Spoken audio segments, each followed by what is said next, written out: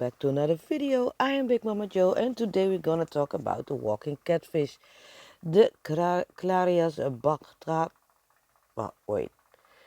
Clarias Batrachus. Well, if I pronounce it right. And we've got two in this aquarium, and I think it's a male and a female.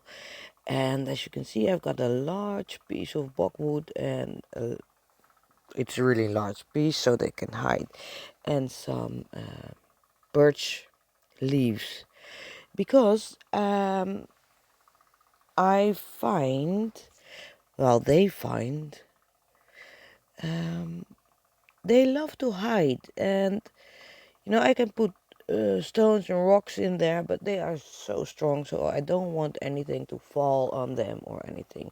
I could secure them, but these are very large. Well, one of them, and I think it's the male, he is almost, well, he is 75 centimeters, so they can grow up to 1 meter. And there's this big lotus. I'm trying to see if they won't destroy it. But later in the video you will see I would have changed the interior a little bit, and but for now let me talk about these beautiful catfish. So over there in the back, that's the male, and I bought a new one, so I think a month ago, and this is the female. So as you can see now, they are just hanging around, being quiet, but they can be so very active, and you will see that later on in the video. But first, let me tell you where they are known from and what's their normal habitat. So they are known from India, Nepal, Bangladesh.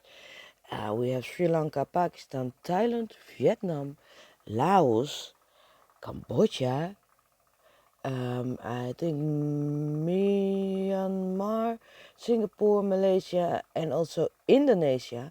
But they have been introduced to the USA, where they now have become a pest, because they are such a hardy fish. And they live in river systems or swamps or, well, rice paddies, canals, ditches, and also in stagnant water that are left over after rivers have been flooded. So, and it's not for any reason that they are called walking catfish, because they can walk. So they can, well, not walk, but um, they can migrate during wet season or wet patches of land to another body of water. So what you can see here is they are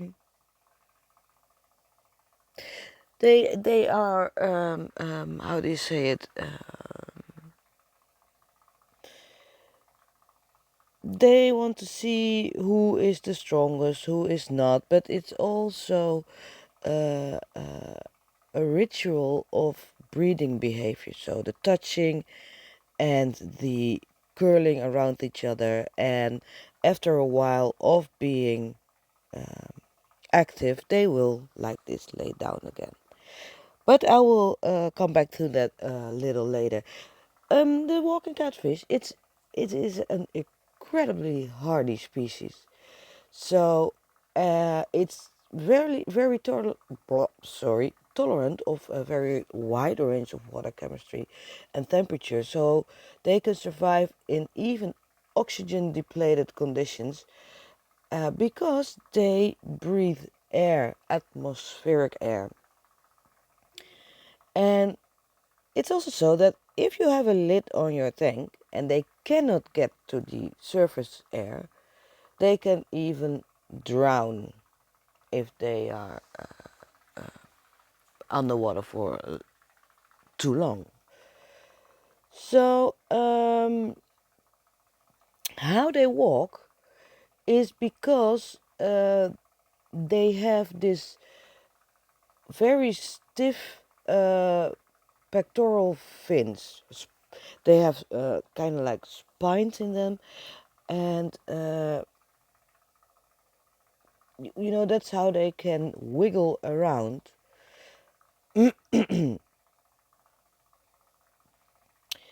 But they have to stay damp. But they also, if it's a little bit too dry, they have this special mucus. They have these pores, and they produce this mucus, so the body will stay wet, and it can also seal its gills to prevent loss of moisture. Sorry. The gills are stiffened, and they will.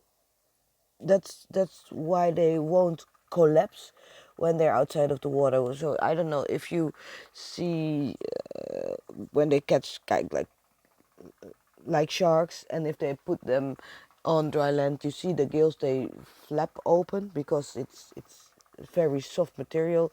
Well, with these catfish, it's hard, so they won't collapse, and they can keep all the moisture inside. So that's um, quite impressive. So they say you have to have a lid on your aquarium because they like to wander.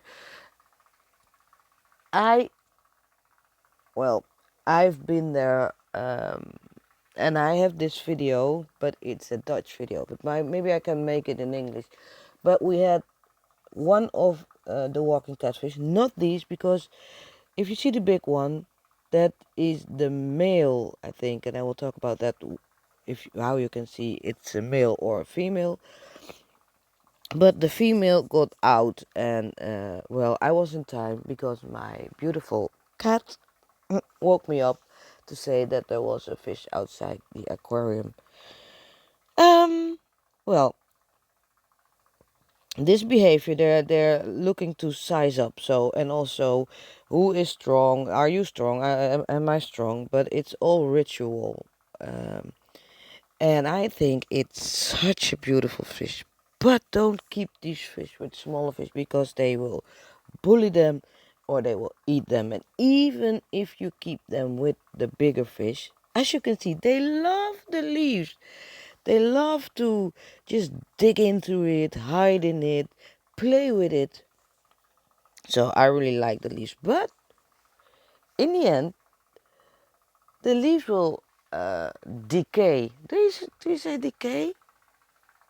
I don't know, decay. So that will leave, uh, yeah, a brownish substrate on the bottom of the aquarium. But we'll see after that, and maybe they like it. I don't know. And after, if they don't, I will clean it. And the funny thing is, look at them. If you want to know it's a pair, you know, normally if you want to breed them, um, or if you want to have a pair, the best thing is to buy 6 or 7 or 8, well, some more juveniles, and then you will see the pairing up. And the pairing up is when they like to touch each other, they like to lay next to each other on their favorite spot, and in a course occasionally they will separate, but they will always go and look for each other. And also, and you will see this, well, they will do it later on, I think, because they will do it all the time. If one of them gets the atmospheric air, the other one will copy. So that's quite funny to watch. And if you can see here, the other one is just laying to the right from him. Well, he has this big rod, well, how do you call it? Oh, thing on his head. He has it uh, as long as we got him in the rescue. So we got him in the rescue because he was being a bully. And then they separated him and put him by himself in a tank, but the tank was very, very small, and you could see he was just depressed. Here he has been in a community tank, but after bullying all the other fish, even the Chana, and that's a very, very big snakehead, she also had teared up fins. We put him by himself and got a female for him, and he was so happy. And then you can really can see the playfulness, the. So if you have one, maybe you can get two, because they really like to interact with each other. Look at them. All right. So if you want to know if it's a female or a male, um, the male has, well, in the aquarium business, you cannot see it by just looking at the outside. Yeah, well, the female is more plump and has a more rounded body. But you know, if you feed them much, they don't know how to stop eating. So then they both will be fat. In the wild, the male will have spots. Well, this is a spotted or marbled walking catfish. But in the wild, the male will have some spots on the dorsal fins, and but in the aquarium hobby, and even with the spotted or marbled ones, you cannot see it on the outside unless the female is really, really more plump than the male. So you have to look at their, well, genital, sorry, papillae. Well, I don't know who makes all these names up, but well, it's the genitals of the fish. So if you want to know the sex, well, you have to get them out of the water and turn them around, and then you can see that the male has this uh, elongated, pointed, uh, yeah, thingy, and the female just has this blonde, round, and shorter one. So, well, if you know where to look for, then you know what to see. But it's you have to get them out of the water to see. I try to film it, and you will see if I if I try to film the belly. Oh, I also look at this. I only filter with a sponge filter, uh, and that's good enough. Well, for me, it's good enough. They say, some will say you need a big canister filter, but I think this works great. And as you can see, the beautiful lily, well, I need to put some more water in here, but the lily, they moved it. So now it's at the back and it's standing up. But again, what I told you, look at this, I made some changes. So I put in this plant and I like it. I just put them in, and so at first they will sink, and after that, and I put in some earthworms for them to feed, but it's a very beautiful plant. After a while they will float to the top. And let me see if I know the English name for this plant. Well, in English, I think it's called crab's claw or water soldier, and they are very robust and robust.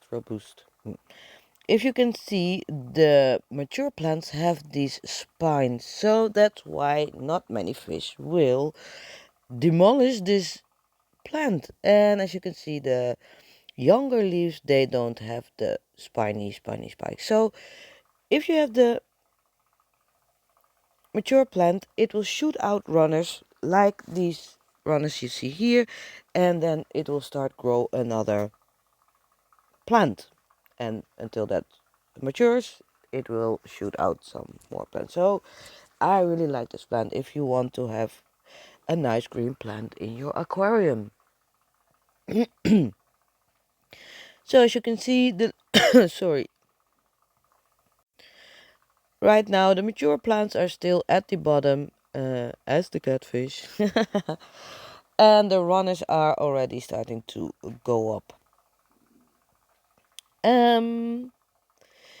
Yes, let me see. There is the female just behind this plant. And I'm so glad I got her. I got him a new female because he was depressed after the first one died. Well, we euthanized her because she had this big cancer lump, and I didn't want to explode, and so we euthanized her.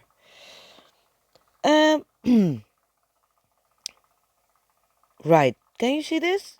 Oh, and the plant is also starting to get up. So they love to be next to each other. So prior to spawning, body contact between the pair increases, and they can uh, be observed swimming side to side. You see this little thing on the side? Well, it's they will see who's the strength of them, and I think she got bitten.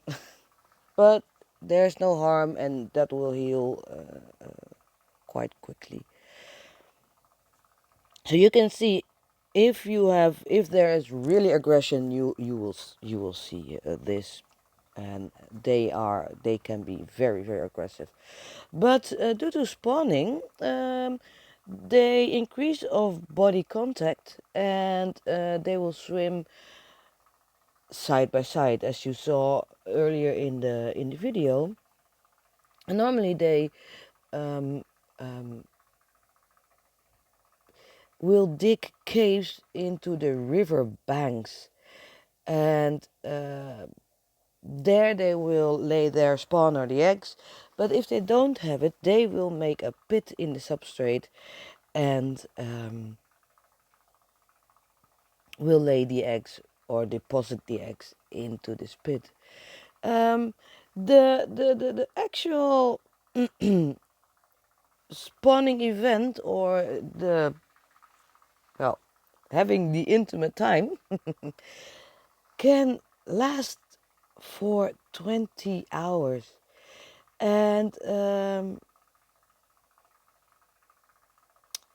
they have this place where they want to spawn, and they will swim above this and doing the thing many, many times. And then after that, they will lay their eggs, and then the female will rest. The male will guard the spawn, and after 24 to 36 hours, the uh, eggs will hatch. Then the female will interact again, but the male will still guard the nest, and the female will swim around to guard the perimeter around the nest. Well, again, they are beautiful fish. In other countries, they will be also bred to uh, be eaten for food, and I've never eaten one. Maybe I can try one. I don't know, but we'll see.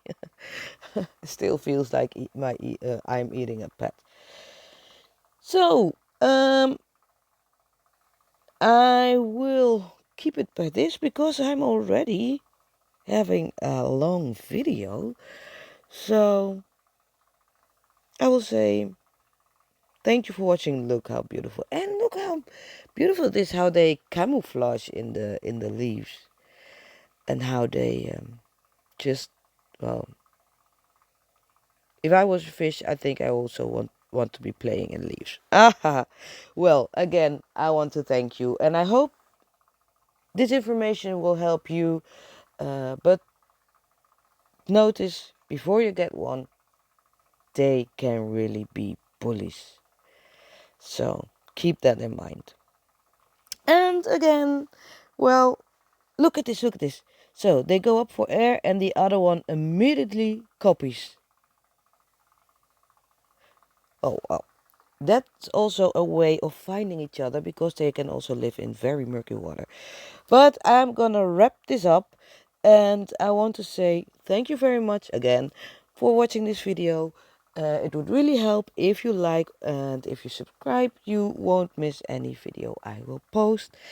And well, join me and become a member. That's also very nice, because we have quite a range of fish. Bye bye, love you guys, and see you soon in another video. Bye bye.